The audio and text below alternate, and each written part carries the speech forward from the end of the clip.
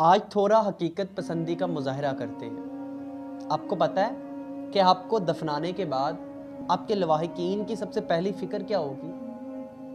कि जो मेहमान, जो अज़ीज़, जो रिश्तेदार दूर के इलाकों से आए हैं, वो खाना खा के ज़रूर जाएँ। एक हफ़्ता गुज़रने के बाद आपके बच्चे दोबारा स्कूल, कॉलेज और यूनिवर्सिटी जाना शुरू कर देंगे। फिर 2 हफ़्ते गुज़रने के बाद आपके घर अफ़सोस करने वाले जो आते हैं, उनका आना बंद हो जाएगा।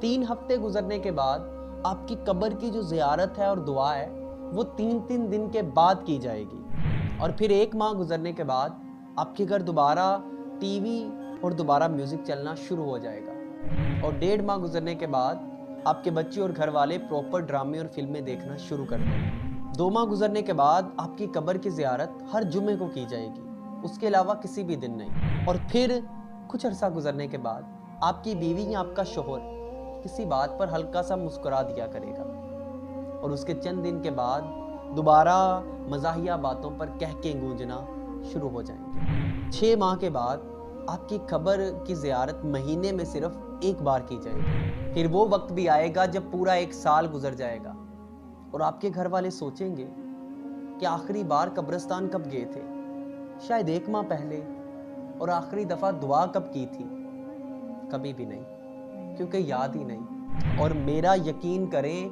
आप जितनी मर्जी बड़ी तोप क्यों ना हो, महज आपके मरने के 1 साल बाद आप कुछ नहीं और कुछ नहीं होंगे। और इंसान पे एक ऐसा दौर ज़रूर आता है कि आप किसी के जितने मर्जी महबूब थे, आप कुछ नहीं थे, आपकी कोई औकात नहीं थी।